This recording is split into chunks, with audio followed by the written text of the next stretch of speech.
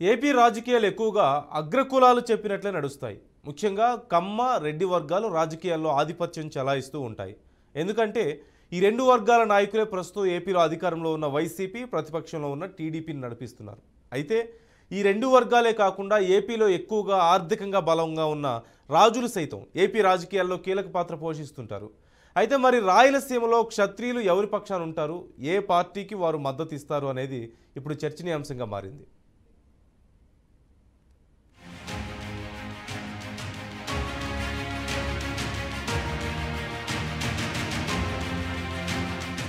ప్రస్తుత రాజకీయాల్లో రాజులు అటు వైసీపీలోనూ ఇటు టీడీపీలోనూ ఉన్నారు. కాకపోతే గత ఎన్నికల్లో క్షత్రియ వర్గం ఎక్కువగా జగన్ కే మద్దతు ఇచ్చింది. రాయలసీమ జిల్లాలైన ఉమ్మడి కడప, కర్నూలు, అనంతపురం, చిత్తూరుతో పాటు నెల్లూరు జిల్లాలో క్షత్రియ రాజకీయ నాయకులు బాగానే ఉన్నారు.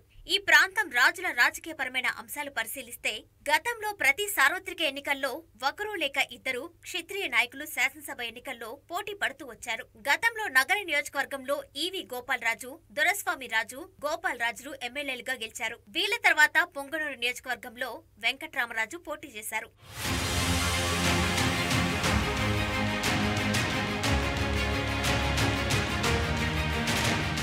ఉమ్మడి కడప, చిత్తూరు, నెల్లూరు జిల్లాలోని కొన్ని నియోజకవర్గాల్లో క్షత్రియులు గెలుపోటములు ప్రభావితం చేయగలరు. ఈ ప్రాంతాల్లో క్షత్రియ ఓటర్లు పెద్ద సంఖ్యలోనే ఉన్నారు. ముఖ్యంగా ఉమ్మడి కడప జిల్లాలోని రాజంపేటలో దాదాపు 21,000కు పైగా క్షత్రియ ఓటర్లున్నారు. రైల్వే కోడూరులో 18,000కు పైగా, రాయచోటిలో 7,000, పుంగనూరులో 12,000, పీలేరులో 4,500, మదనపల్లిలో 2,000, తంపలపల్లిలో 1,000 ఓటర్ల దాకా ఉంటారు. రాజంపేట పార్లమెంట్ సెగ్మెంట్ వ్యాప్తంగా తీసుకుంటే సుమారు 80,000 పైచిలుకు రాజుల ఓట్లున్నాయి.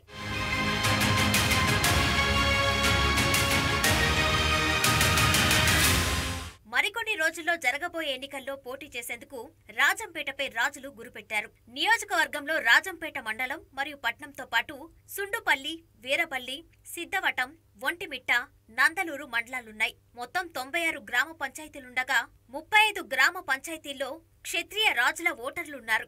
రాజులకు ఈ గ్రామ పంచాయతీల్లో గెలుపోటములు నిర్దేశించేంత సంఖ్యాబలముంది. ఒక్క ఈ నియోజకవర్గంలోనే 21,000కు పైగా రాజుల ఓటర్స్ ఉన్నారు.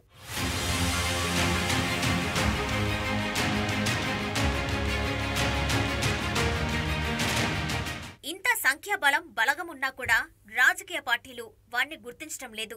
వారిని సముచిత స్థానాల్లో నిలబెట్టుకోలేకపోవడాన్ని రాజులు శోచనీయంగా పరిగణిస్తున్నారు. రాజంపేట పార్లమెంట్లో మొత్తం క్షత్రియుల ఓట్లు 80,000కు పైగా ఉంటాయి. రాయలసీమ మొత్తంలో రాజంపేటనే క్షత్రియులకు పట్టున్న స్థానం.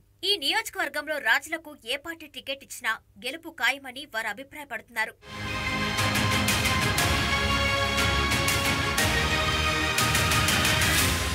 రాజులందరూ ఏకతాటిపై నిలబడి వాళ్ళ అభ్యర్థికే టికెట్ ఇస్తే గెలిపించుకోవడానికి సంసిద్ధంగా ఉన్నారు. అయితే రాజులకు ఏ పార్టీ టికెట్ ఇచ్చినా మిగతా సామాజిక వర్గాల ప్రజలు వాళ్ళ వెంటే నిలబడతారని రాజుల నమ్మకం. మిగతా ఓటర్లు కూడా రాజులకే ఓట్లు వేస్తారని అంటున్నారు. ఈ నేపథ్యంలో రాజులంతా అవకాశం కోసం ఎదురు చూస్తున్నారు.